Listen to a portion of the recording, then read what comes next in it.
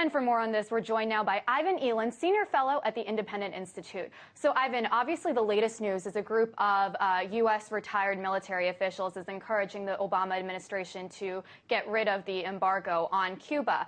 They say that, the original point of this was to sort of encourage a revolution against the Castro regime. Clearly that didn't work, and if anything, it's actually created more anti-American sentiment because the Cuban government, whenever the people are suffering, say, hey, it's all because of that embargo that the United States put on us. I mean, do they have a point? Yes, I think I'd go farther than that. I think that Fidel Castro has been able to stay in power purely because of U.S. policy. He uses this, and many leaders do when they're put under sanctions, to rally around the population. If your country's getting bombed, certainly you support your leader. This is sort of an economic warfare.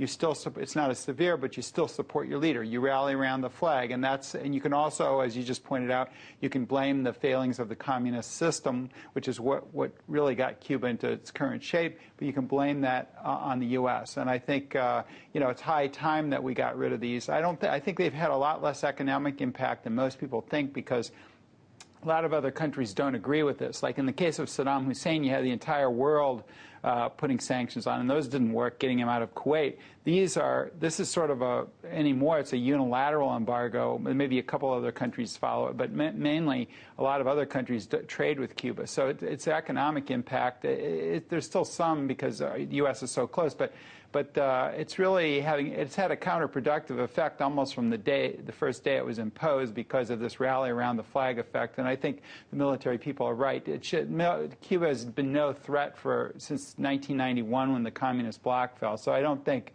there's any threat from Cuba. And if we traded with Cuba, you get ideas, you get people going in there, you get relatives mixing, and it puts technology in there, and people start saying, hey, there's an outside world, and we don't want this communist regime anymore. So why do you think the embargo still exists then? As Kaylin pointed out in her story, President Obama, when he was campaigning, said that he wanted to get rid of it. To this day, he's now allowed Cuban Americans or people with Cuban relatives to kind of travel back and forth more freely. He's allowed some telecommunications companies to open up some minimal services, but really he hasn't done that much to actually get rid of the embargo. Why has it existed for so many years if many people like you would say that, hey, it's had very minimal effect on the Cuban people and it's clearly not working? Well, I think the main reason is it's domestic political. The Cubans in Florida are very powerful, and they tend to vote Republican, but Florida is a swing state, as we saw in 2000 and even in other elections, and it's a pretty close state as far as going either way.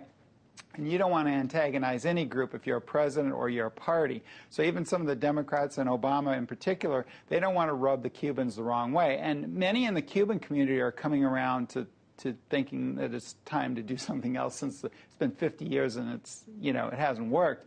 But there's still a substantial majority, I think, in the Cuban community that has a hatred of Fidel Castro simply because they're exiles from Cuba. So I think this hatred still is a factor, and most Cubans still want the embargo on, I think. And that's why. They're very important voting bloc in a very close state, and of course that state can decide U.S. presidential elections and often does. So that's why it is. It's a domestic political thing. It has nothing to do with Cuba and more to do with the United States political system. And, as we kind of just discussed, it seems like, the United States has sanctions on 13 countries around the world, and it continues to talk about sanctions all the time when it comes to Iran or whatever it is. Yet we keep seeing evidence that perhaps this just isn't a good idea. It doesn't really work. It doesn't really do anything. And maybe it's even kind of impacting the civilians instead of the government, which is really what should be, kind of targeted more. Why does the United States keep talking about sanctions and threatening countries with sanctions if it seems like more and more of these retired officials keep saying, hey, it's not working? Well, I studied this for my PhD dissertation, and what you find is there's a political aspect to sanctions, and oftentimes the economic effect quickly dissipates, but the political effect is it's too